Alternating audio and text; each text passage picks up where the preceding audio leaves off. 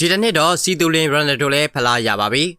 အားလုံးပဲမင်္ဂလာပါကျွန်တော်တို့ရဲ့တပည့်ရွှေဒီ channel လေးကနေပြန်လဲကြိုဆိုလိုက်ပါတယ်ခရစ္စတီယာရိုနယ်ဒိုဟာကမ္ဘာအကောင်းဆုံးကစားသမားတွေထဲကတစ်ယောက်ဆိုပေမဲ့ရိုနယ်ဒိုကိုနံပါတ်1ကစားသမားလို့ဘယ်သူမှမသတ်မှတ်ကြပါဘူးရိုနယ်ဒိုဟာတော်ရုံကစားသမားတွေလှုပ်ဆောင်နိုင်မှာမဟုတ်တဲ့စွမ်းဆောင်ရည်ကောင်းတွေကိုအသက်42နှစ်အထိပြသနေတော့မှာဒါပေမဲ့ရိုနယ်ဒိုရဲ့အထက်မှာကမ္ဘာဖလားပိုင်ရှင်လီယိုနယ်မက်ဆီအမြဲတမ်းရှိနေတဲ့အခါရိုနယ်ဒိုလည်းစီတူလင်စစ်ကြီးပေါ်ကနေပဲနေဝင်ချိန်ထိဖြတ်သန်းနေရပါတယ်ရိုနယ်ဒိုကဆော်ဒီပရိုလီကိုစတင်ရောက်ရှိလာကြတဲ့ကဒုတိယလူစားတီတွေဆက်လက်ပြသနေရင်ဖလားနဲ့တေလွဲတွေလွှဲနေခဲ့ပါတယ်အန်နဆာကရိုနယ်ဒိုရောက်ပြီးနောက်ပိုင်းဖိုင်နယ်9ချိန်အထိရှုံးနေထားပြီးအာရှချန်ပီယံလီ2ကိုဖိုင်နယ်မှာကုန်ထတာရပိုင်မဲ့ရှိပါသေးတယ်ဒီတစ်ချိန်တော့ရိုနယ်ဒိုနဲ့အန်နဆာလည်းအာဆင်နယ်လိုပဲဖလားရခဲ့ပါပြီ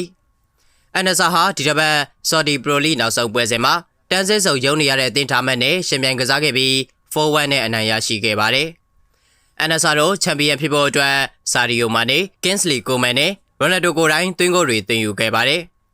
ဒါကြောင့်အန်နဆာလည်းမဟာပြိုင်ဘက်အဟီလေကို2မှတ်အသာနဲ့ရာသီသိမ်းပြီးဆော်ဒီပရိုလီချန်ပီယံနေရာကို9နှစ်အကြာမှပြန်လည်သိမ်းပိုက်နိုင်ခဲ့ပါတယ်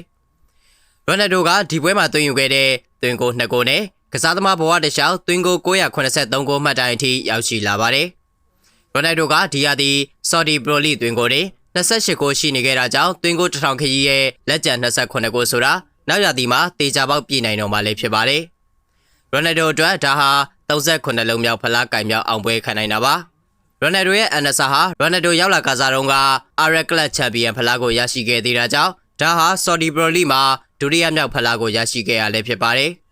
ရိုနယ်ဒိုဟာအခုဆိုရင်မန်ချက်စတာယူနိုက်တက်နဲ့ပရီးမီးယားလိဖလားရီယက်နဲ့လာလီဂါဖလားဂျူဗင်တက်နဲ့စီရီယေဖလားအန်နဆာနဲ့ဆော်ဒီပရိုလီဖလားတို့ကိုရရှိထားတာကြောင့်မတူညီတဲ့လီကြီးလေးခုမှာချန်ပီယံဖြစ်ခဲ့တဲ့ကစားသမားဖြစ်လဲသမိုင်းမှတ်တမ်းတင်နိုင်ခဲ့ပါသေးတယ်။အန်နဆာအတွက်ဒီစူပလာကအရေးကြီးပါတယ်။အန်နဆာနီးပြကြီးဂျော့ဂျီဆက်ဟာရာသီကုန်ရင်ယာဒုကနေထွက်ခွာတော့မှာပါ။ဂျီဆက်ကသူဟာရိုနယ်ဒိုနဲ့အသင်းကိုဖလားရအောင်လာရောက်ကူညီတာဖြစ်ပြီးအခုချန်ပီယံဖြစ်ပြီဆိုတော့သူ့တာဝန်ပြီးဆုံးပြီလို့ပြောခဲ့ပါတယ်။ရိုနယ်ဒိုအတွက်နောက်ထပ်အာရုံစိုက်စရာပြိုင်ပွဲတစ်ခုကစောင့်ကြိုနေပါတယ်။ရိုနယ်ဒိုဟာပေါ်တူဂီလက်ရွေးစင်အသင်းရဲ့2026ကမ္ဘာဖလားအတွက်အပိသက်လူစီယင်းမှလည်းရွေးချယ်ခြင်းခံထားရပြီး6ကြိမ်မြောက်ကမ္ဘာဖလားကိုစံချိန်တင်ပါဝင်ကစားတော့မှာပါရိုနယ်ဒိုရဲ့ပေါ်တူဂီဟာကမ္ဘာဖလားမှာဘယ်တော့မှအောင်မြင်မှုမရှိခဲ့ပါဘူးဒီတစ်ခါပြိုင်ပွဲကစိတ်ကြီးအတွက်နောက်ဆုံးအကဖြစ်နေတဲ့အခါပေါ်တူဂီသားတွေသူတို့ရဲ့ခေါင်းဆောင်ကိုဖလားနဲ့နှုတ်ဆက်နိုင်ဖို့အရေးကြီးနေပါတယ်ပေါ်တူဂီဟာကမ္ဘာဖလားကြရင်ကိုလံဘီယာကွန်ဂိုဥဇဘက်ကစ္စတန်တို့နဲ့တအုပ်စုတွေကြားရောက်နေပါတယ်ချန်ပီယံကန်တွေစတင်ကောင်းလာနေပြီဖြစ်တဲ့ရိုနယ်ဒိုတို့ကမ္ဘာချန်ပီယံဖြစ်ဖလားကင်မြောက်အောင်ပွဲခံနိုင်မလားဆိုတာဆက်လက်စောင့်ကြည့်ရပါမယ်